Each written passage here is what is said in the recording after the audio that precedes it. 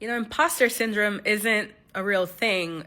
It's not a diagnosis, it's a management strategy.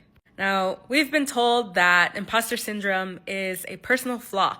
It's a lack of confidence. And women of color in the workplace especially have been told, you just need to show more confidence, lean in, believe in yourself.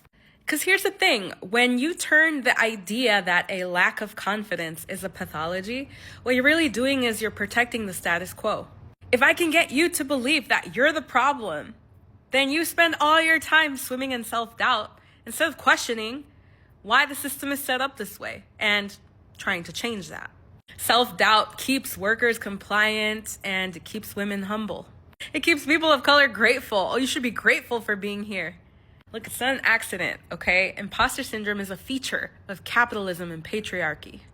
And when I was a grad student, I remember sitting in those seminar rooms and listening to my colleagues give their feedback about the reading we'd done. And seminars are a whole other discussion, but I remember hearing a lot of pedantic bullshit commentary, like people who talk a lot but say nothing. And then we would go back to, the graduate student housing and talk amongst ourselves, and people would say, wow, Gary sounds so smart. I'm like, Gary didn't say shit that was smart the whole fucking class.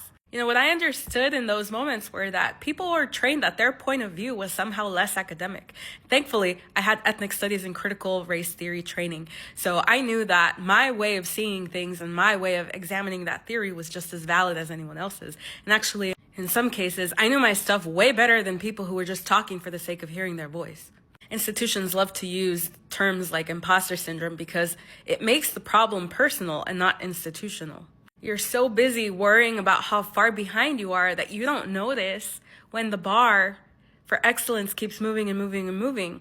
You don't question who is moving that bar or why. It's easier to tell yourself that you need to meditate or go to therapy than to change the way that the systems are set up and the way that they work. Just remember, you're not lacking confidence. What you are is lacking confidence in the mediocrity that surrounds you. You're lacking in confidence in institutions that look at mediocrity and call it merit. So anyway, the next time that you're feeling the self-doubt creep in, I want you to ask yourself, who benefits from me feeling this way?